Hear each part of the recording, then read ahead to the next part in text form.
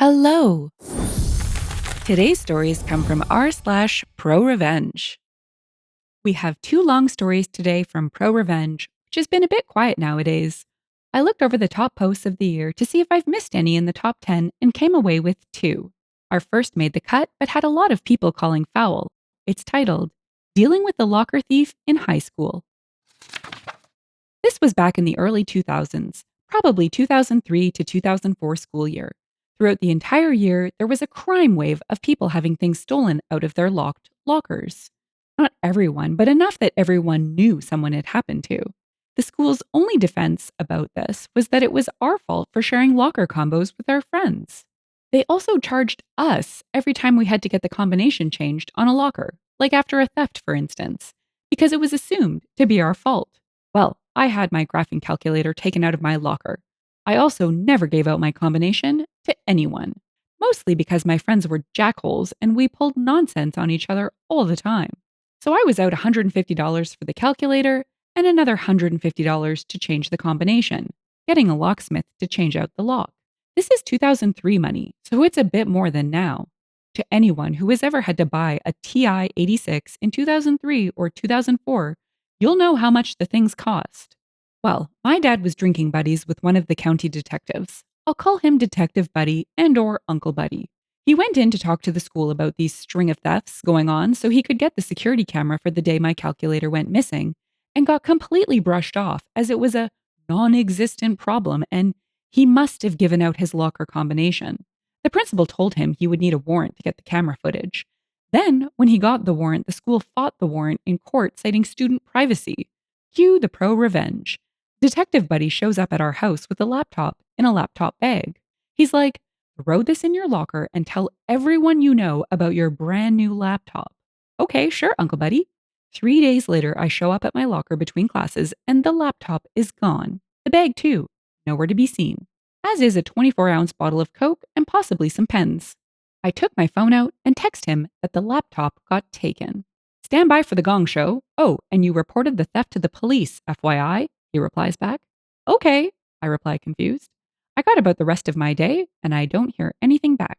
The following morning, Detective Buddy comes to the school with 3 uniformed officers and pull a student, Dave, out of class, as well as his mom, who works in the front office.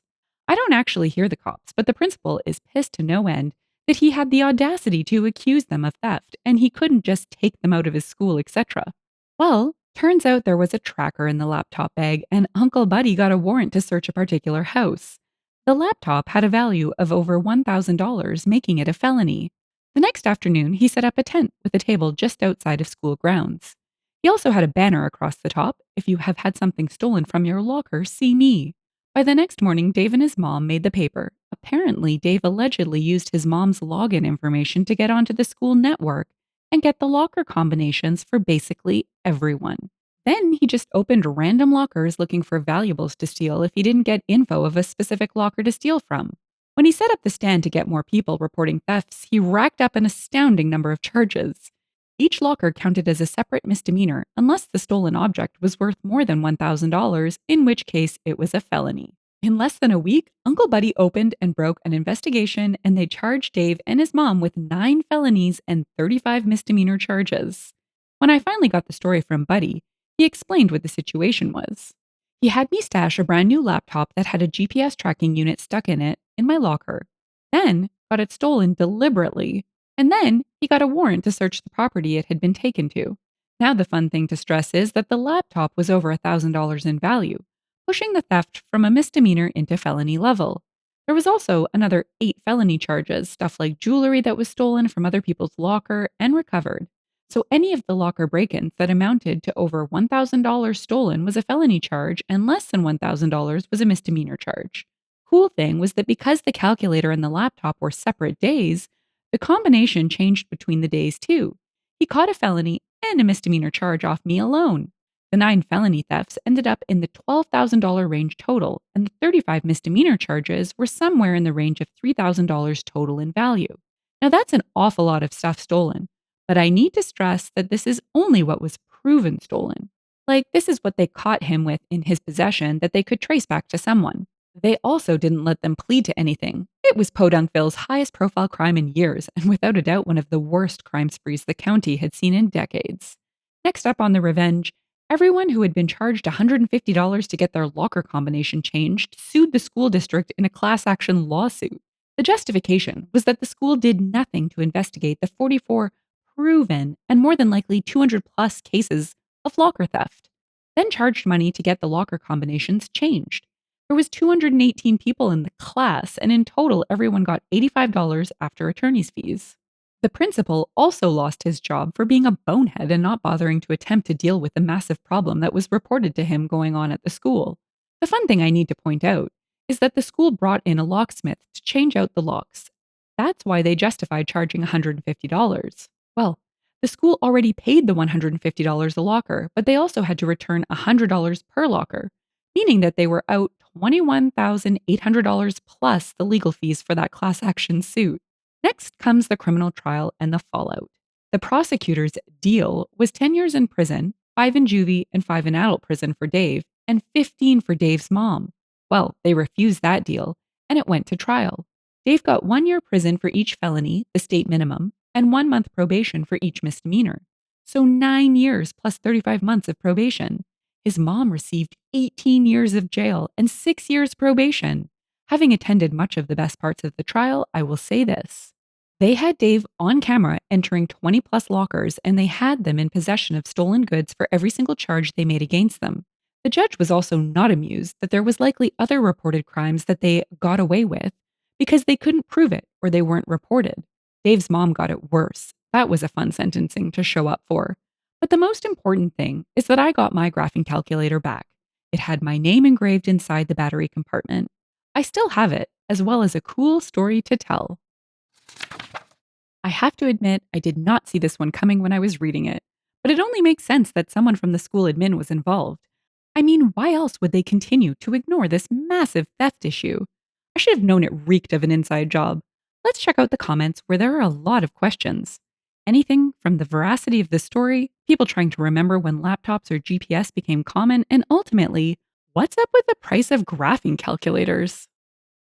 First Fourth said, "Whoa!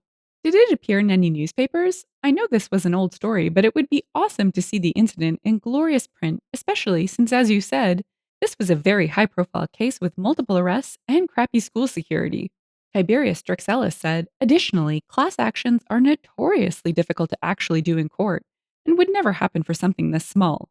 Normal Office Printer added, "Yeah, I was like, class action lawsuit? Settled in less than a decade? Really?" Winter Sun said, "Hey OP, can you enlighten me about something? It kind of confuses me. Why did Dave's mom need to be charged too? It was Dave who logged in and stole stuff, though. By the way, great job for your Uncle Buddy, man." Zorab said, "Had that question too. Also, why wouldn't the principal look at the security camera footage?" G. Brules replied, "Oh yeah, speaking from a former teacher in a charter school who wasn't allowed to call 911 when a student attacked me physically because they didn't want it on the school's safety record.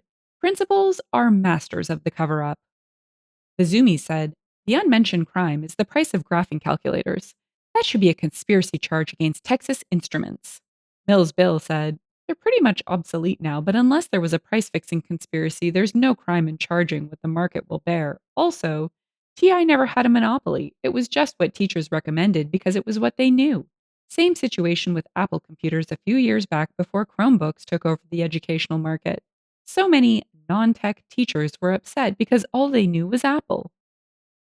Story 2 brings us back to the workplace where a horrible boss tries to delay the inevitable. Our story is titled, Karen Gets Burned. This is a burner account. Tried posting on Pro, but my burner account doesn't have enough karma. Names and places have been changed to protect the innocent and the not so innocent. Some years ago, I started working for a heavy industrial manufacturing company. I lucked out and got a great supervisor for a boss, Joe. The work was hard, working 12-hour days for 13 days in a row, and then a Sunday off, then back for another 13 days. I was young and didn't mind. It helped my wife and I save for a home. After about 6 months, Joe noticed I was picking up on the work pretty fast and promoted me to a group leader position. This came with a raise and increased responsibility that most other workers didn't want. Joe would put me in troubled groups in his department, and I would work on general improvements and figuring out the issues. This was a union shop, and the mentality was to just put in your hours. Don't work harder or smarter, just do your time and don't kill the job, was the unspoken motto. After a few years, Joe was promoted to manager and he transferred me with him to his departments. While I wasn't a supervisor yet, I was the supervisor in all but name. The supervisors loved it because they never had to leave the office, and I liked it because it was a good learning experience. I made a good reputation and got a lot of respect from workers and from management. Eventually, Joe's areas were doing so well, he was promoted to plant manager. As before, he wanted to promote me with him, this time to a supervisor spot. We talked in length because the only supervisor spot open was working for Karen. Karen was the poster child on the company website of the inclusiveness in the workplace. Her face literally was the one they used. She was also a freshly minted manager, and Joe was not confident in her abilities, but me being the plucky go getter with a can do attitude, decided to take the position. I had to interview with Karen and got to meet some of her supervisors. They were very quiet and reserved. Once I was promoted, I worked in tandem with another supervisor, Chris. Chris was young, had one small child, and his wife was pregnant and a stay at home mom. During the first week, everything was going well. I was learning all the employees, getting to know the process, and getting my feeling for the area.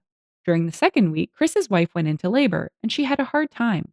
Chris went on paternity leave for 6 weeks, and I was tossed into the deep end in charge of the whole area solo, with 60 employees.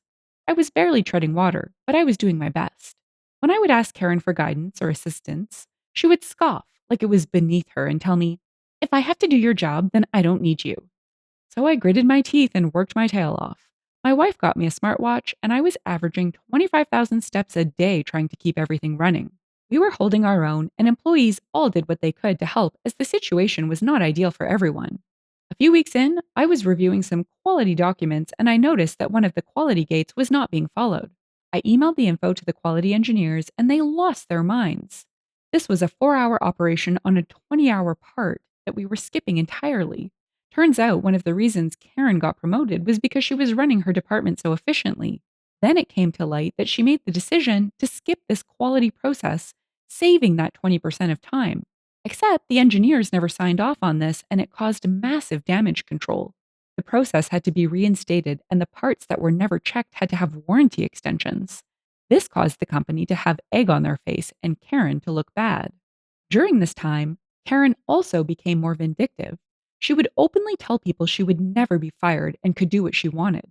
She would walk the departments, and if she didn't like someone, she would make the supervisors write them up by the end of the day. She wanted us to find a reason, and if we didn't, she would take it out on the supervisors. For example, forcing the supervisors to stay late to do inventory or something else menial just because she could. She would not let the supervisors make any decisions until she approved. So something like overtime had to wait for her approval, and she would not respond until the end of the day, causing the departments to scramble. Then, if there weren't enough overtime employees to do the work, she would blame it on the supervisors. While the supervisors knew this wasn't right, we all needed our job and tried to do the best we could for Karen and the employees. We were mainly rodeo clowns to Karen, being the bull. The first day Chris was back, him and I were both pulled into Karen's office. She started berating me on how poor of a job I was doing, making her look bad, and how I never came to her for help. This made me speechless because of the previous comments she made and the fact that supervisor work was beneath her. After the meeting, I was still a bit stunned, but I put it together that she was about to railroad me out of the company, and this was the first step. I called Joe and asked for a meeting that same day. When I got together with Joe, I started telling him about the things that were going on that he had no idea: the harassment, the abuse, the vindictive nature. Ironically, while I was speaking with him, another supervisor called him to complain about Karen as well, with the same grievances. Joe was stunned and said he would speak with Karen, but he gave me carte blanche on any open spot in the company starting next day. He really didn't want to lose me. I did a lateral transfer to a different department doing engineering and IT work, and I thought that was the end of it. A few weeks later, I was leaving work and Karen mentioned that I never turned in my laptop and phone to her. I told her I didn't know I had to, but that I could give it to her tomorrow. She smirked and said she would get it back soon enough. I didn't think too much of it at the time. After about 6 months, I had my review with my new boss, Jake. The review went great. He was very happy with my work and was a bit surprised at how fast I picked up things. At the end of the meeting, Jake mentioned offhand how Karen tried to intervene in the review and get me fired, but Joe stepped in and squashed it. "Okay, Karen, now you piss me off." After I left Karen's department, the turnover rate went through the roof. The supervisors were quitting at a rate of one every 3 months. Keep in mind, this is a legacy company that had multi generations working fathers, mothers, sons, entire families. Some areas had 3 generations working side by side, and yet Karen was rolling over employees and supervisors like a steamroller. Working for her became the kiss of death. I casually mentioned to Joe about the turnover, and he told me he couldn't figure out what was going on. People were quitting without notice, and no one was doing exit interviews. I told Joe that Karen was writing people up to force them out. When they would hand her the resignation letter or 2 weeks' notice, she would tell them to leave immediately and throw away the letter. Then she would tell HR that the person quit on the spot and that was the end of it. Joe told me that because of who she was and how high she was, the company wouldn't do anything to her until they had an airtight case. So I went to work. I took the supervisors working for Karen out drinking after work a few times a week and made sure I had my hand on the pulse. If someone was quitting, I made sure they emailed their letter of resignation to Karen and CC'd Joe and HR, stayed for their exit interview, and that they called the company integrity hotline for good measure. Things were progressing well, and I had all the supervisors on board except Chris. Chris really needed the job, and Karen was not writing him up. Through a stroke of luck, I found out Karen was lowballing his raises as a cost saving measure. That's why she was not harassing him. When I told Chris, he was furious and wanted to quit on the spot. I encouraged him to speak with Joe before he leaves. Joe and Chris had a very productive meeting, and Chris decided to stay. Now, all the supervisors were on board. Joe brought in an HR bigwig from the headquarters in Kansas, and over the course of a week, each supervisor was sent in for an interview discreetly without Karen knowing. By the time the interviews were over, they had emails, texts, eyewitnesses, and a mountain of evidence. This next part I heard from other people HR, Joe, etc. Despite everything, the company wanted to keep this quiet. So they brought in Karen and said they no longer needed her and offered a very generous severance package. Karen, being Karen, lost it on the HR people. She threatened to sue for discrimination and even called a lawyer. That's when the company pulled out the stack of evidence and rescinded the severance offer. After a few months, Karen found a new job as a plant manager in a different factory. And I found out where. I casually mentioned to the union reps at my factory where Karen was working and suggested that maybe they should give the union at the other factory a call. She was fired within 3 months for employee harassment. Last I heard, she had to sell her house and move out of state to find a job. What goes around comes around. Karen totally deserved everything coming to her. Turns out she wasn't as untouchable as she thought. Let's check out the top comments. Angry Yank said, "This is delicious revenge, especially the part when Karen talked her way out of a severance package." Fakey said, "Was it openly known that Karen was the one who skipped the quality step? I'm honestly surprised she'd be kept on after that. It opens the company to huge liability." Dr. Deadringer added, "One Department of Defense company I worked at, a bigwig cut out a test to save money. That test was to make sure there was no debris in the fuel lines before launch. There was debris in the fuel lines. The lifespan for the satellite dropped by a significant amount because now it can't stay in its orbit as long as intended. It also took longer to get there for same. You can't hide that. It's physics linked back to this guy telling people, 'Don't check that,' with the military as the customer. He had to move on."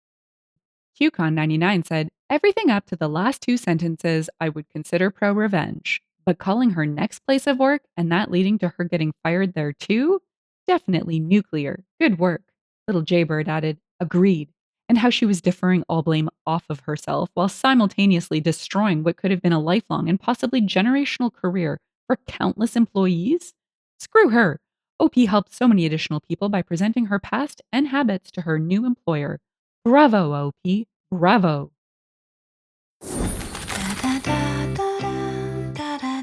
If you've enjoyed the story and would like to hear more, consider liking, subscribing, and leaving a comment. Thanks, and bye for now.